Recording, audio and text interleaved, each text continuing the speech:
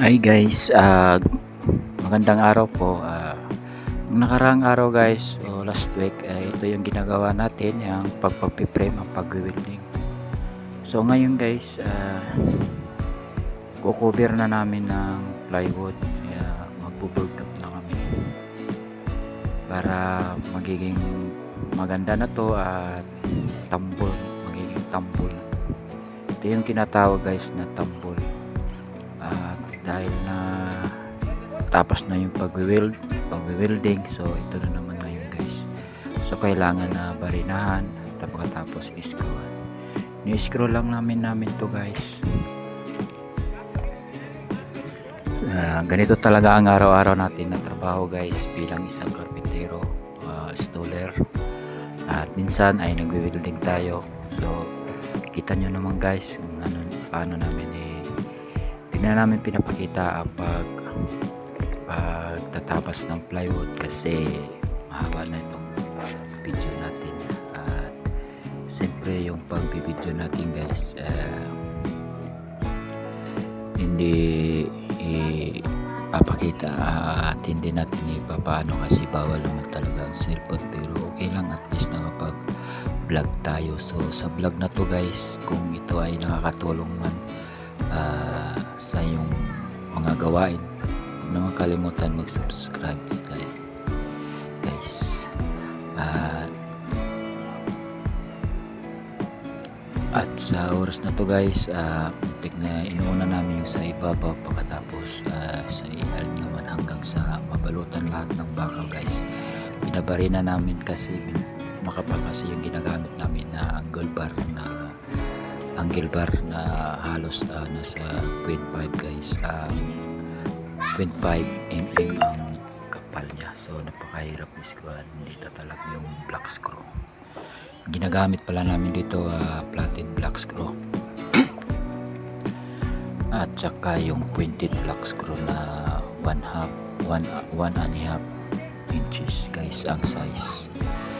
So kung maka-encuentro kayo ng mga ganito guys na framing na pangtambol para sa pagtambol, so ganyan lang din, kailangan talaga na may gamit na screw bit, drill bit na 1/8 na tamang-tama lang din sa size ng screw bit sa mga black screw guys, ganyan. So dito guys, ganito lang yung kasi mahaba to guys at hindi masyadong kailangan lang natin makapag-vlog at sana ay nakakatulong ito sa inyong mga gawain kung may mga ganito sa mga araw-araw nyo na may kwentro na trabaho. So easy lang naman guys ang paggawa nito guys.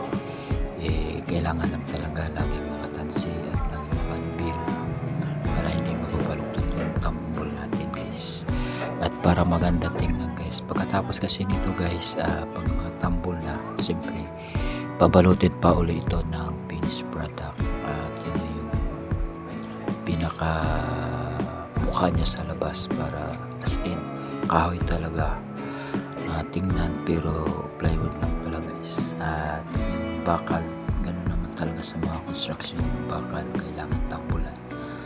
Mas maganda kasi unique kasi ang design pag mukhang kahoy ang bahay na pinapagawa mo, kahit na bakal yan. Kailangan din kasi ng bakal dito para matibay rin ang structural, kaya kailangan ng bakal. So yun na pumapasok ang mga installer para balutin o tambulan ang isang mga structural na katulad nito guys. Kailangan na nakatago o nakakover ng plywood. Ang ginagamit pala namin plywood nito guys, 1/2 at saka 3/4. So dito guys, nasa ibabaw na naman yung tinitira namin kasi dalawang I-beam to guys. Kailangan tapat sila kasi nalin sa plano lalagyan ng ipi-frame to, lagyan ng framing ng para sa salamin, baga window. So maganda maganda ang kinalabasan nito guys pagkatapos nito. So dito sa site, dalawa kami. So tulong-tulong lang ka talaga sa site guys.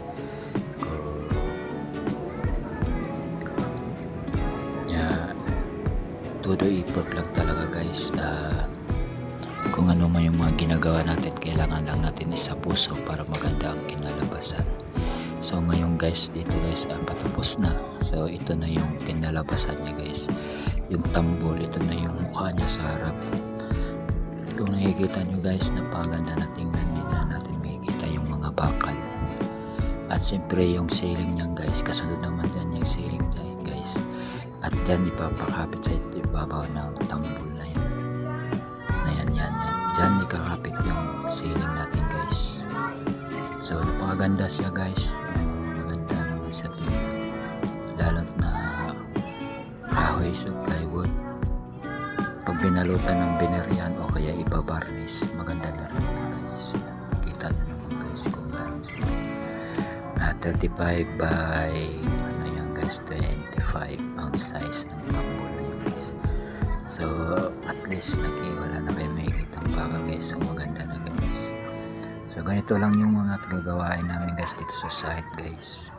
At siyempre pag tingnan natin nasa ibaba tayo, ganito ang itsura nyo guys. Kita nyo naman guys. Yung sa ibabaw sa kabila guys, hindi na natin tinakpan yan dahil matatakpan pa rin yan ng ceiling.